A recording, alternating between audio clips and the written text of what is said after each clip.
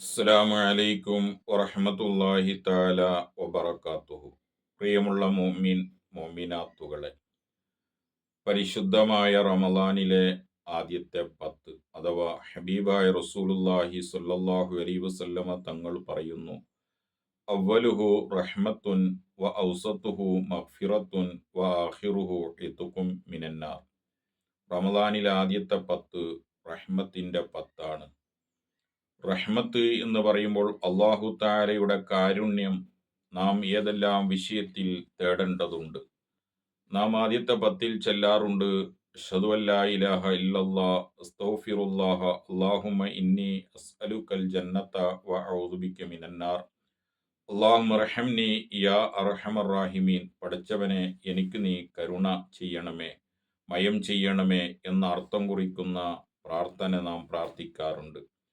പക്ഷേ ഖുർആനിൽ അല്ലാഹു സുബ്ഹാനഹു വ തആല പറയുന്നു, കാരുണ്യം നിങ്ങൾ എന്നോട് തേടണം, കരുണ നിങ്ങൾ എന്നോട് തേടണം. പരിശുദ്ധ ഖുർആനിൽ അല്ലാഹു പറയുന്നു, വഹബ് ലനാ മിൻ ലദുൻക റഹ്മ, നിന്റെ റഹ്മത്തിൽ നിന്ന് എനിക്ക് നീ നൽകണമേ എന്നർത്ഥം കുറിക്കുന്ന പരിശുദ്ധമായ ഖുർആനിൽ അല്ലാഹു സുബ്ഹാനഹു വ തആല പറഞ്ഞതായി കാണാം.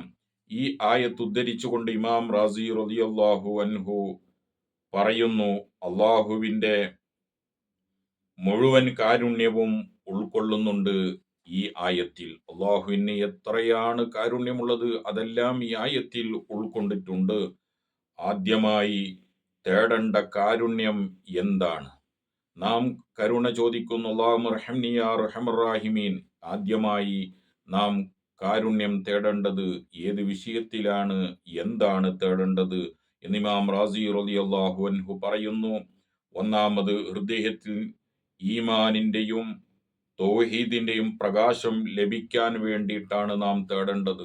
അല്ലാഹുമ്മ റഹ്മനി യാ അർഹമർ റാഹിമീൻ എന്ന് നാം പ്രാർത്ഥിക്കുമ്പോൾ നാം അവിടെ ഉദ്ദേശിക്കേണ്ടതും നാം പ്രാർത്ഥിക്കേണ്ടതും നാം കരുതേണ്ടതും അവൻ്റെ ഈമാനും അതുപോലെ തന്നെ തൗഹീദിൻ്റെയും പ്രകാശം ലഭിക്കാൻ വേണ്ടി നാം തേടണം അള്ളാഹുവിനോട്. രണ്ടാമത്, നമ്മുടെ അവയവങ്ങൾ അള്ളാഹുവിനെ ആരാധിക്കുക എന്നതിൻ്റെ പ്രഭ ചൊരിഞ്ഞു നൽകുവാൻ വേണ്ടിയിട്ടും അള്ളാഹുവിനോട് തേടണം.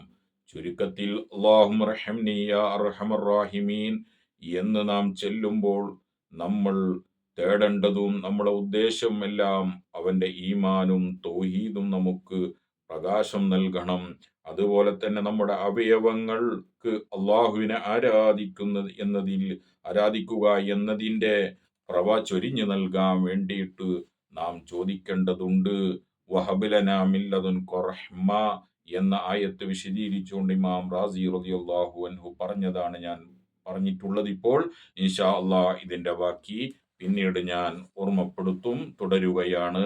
അല്ലാഹു സുബ്ഹാനഹു വ തആല അതിന് തൗഫീഖ് നൽകി അനുഗ്രഹിക്കുമാറാവട്ടെ. ആമീൻ. അസ്സലാമു അലൈക്കും വറഹ്മത്തുള്ളാഹി വബറകാതുഹു.